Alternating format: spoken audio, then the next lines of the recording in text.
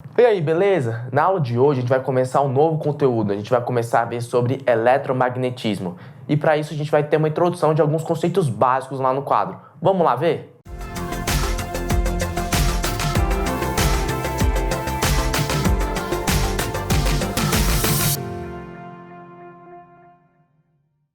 Então, gente, hoje a gente vai começar a ver um pouco sobre o magnetismo. Eu listei aqui uns conceitos básicos importantes para a gente aprender. Então, vamos lá. Primeira coisa que a gente tem que entender é que quando a gente pensa em magnetismo, a gente pensa em ímãs, ou magnetos, né? No caso, que foram descobertas, feitas lá na antiguidade, que a gente via que existiam umas pedrinhas que eram magnetizadas e elas se atraíam sozinhas. Na época, aquilo ali era redescobrir o fogo, né? Hoje a gente tem uma noção muito melhor do que é isso. E agora a gente pode passar para o próximo conceito, que seria a orientação preferencial, para a gente entender mais ou menos como é que um ímã funciona. Acontece o seguinte, lá no átomo, a gente tem as cargas, elas se movimentam, elas giram e isso gera um campo magnético e isso acontece em vários sentidos. E aqui a gente pode pegar um objeto, uma visão microscópica e ver que eles vão ter microcampos magnéticos aqui, ó, cada um em sua direção. E a gente vai ter o seguinte, esse objeto vai ser magnetizado quando esses campos tiverem uma direção preferencial.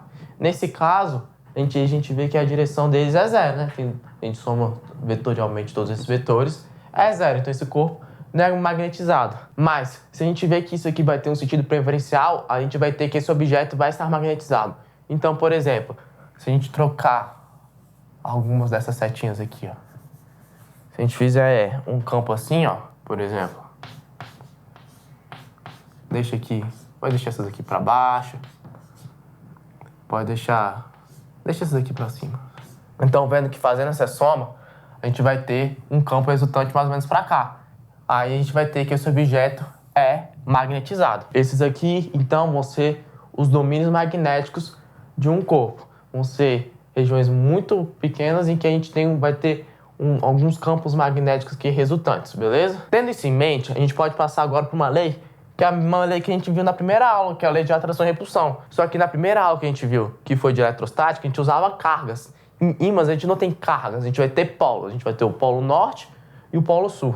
E o que a lei de atração e repulsão diz vai ser o seguinte, polos diferentes se atraem e polos iguais se repelem. Então aqui eu desenho dois ímãs, a gente vai ter que dos polos iguais. Então a gente pode colocar aqui de azul e aqui de vermelho para simbolizar os mesmos polos. Nesse caso, eles vão se repelir. Mas às vezes você mesmo já brincando com o ímã, assim, você vê que de um lado eles se atraem, do outro você vai tentar encaixar, eles meio que escapam, assim, tem essa repulsão. Porque isso acontece justamente por causa dessa lei. Então a gente vai ter que os polos iguais se repelem. Então nesse caso, se a gente tentar se juntar os ímãs, ou eles iam escorregar, ou você ia tentar juntar o máximo possível e não ia conseguir passar de um determinado ponto, você sentir uma dificuldade para juntar esses dois ímãs. Ou então, eles se atraem. A gente pode colocar aqui, inverter esses polos. A gente pode colocar aqui o polo sul. E aqui o polo norte. E a gente vai ter que esses ímãs vão se atrair. Aqui, a gente vai falar um pouco agora também sobre a inseparabilidade de um ímã. O que quer dizer? Aqui eu desenhei um ímãzinho em barra. E o que eu fiz? Eu rachei esse ímã. Aí você vai pensar, pô, vai ficar um polo norte aqui e um polo sul aqui, certo? Vai ter? Realmente vai acontecer isso. Só que vai ter uma outra criação de um polo sul nesse ímã aqui, ó. E vai ter uma outra criação de um polo norte aqui. Por mais que você rache um objeto, lembrando que até as próprias cargas, ou seja, até a própria rotação do elétron em torno do próton, até mesmo a própria rotação do elétron em torno do próprio eixo, vão gerar campo magnético.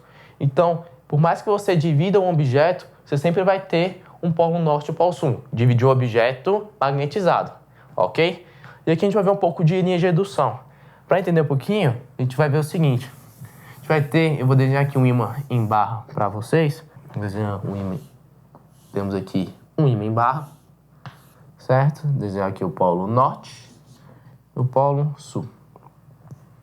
A gente vai ter que as linhas de redução vão ser linhas que vão do polo norte para o sul, vão ser linhas de campo, né? Lembra das linhas de força? Então, vai ser uma coisa análoga. A gente vai ter isso aqui. Não vão ser, essas linhas vão ser as linhas de indução magnética, beleza? A gente vai ter essas linhas aqui. Como é que isso se deu? A gente colocou um ímã aqui em volta, colocou limalhas de ferro, e a gente percebeu que as malhas vão ter esse formato aqui dessas linhas de indução. Importante também colocar o sentido dessas linhas de indução. Elas vão sempre do norte para o sul. Então a gente vai ter aqui essas linhas vindo sempre do norte para o sul.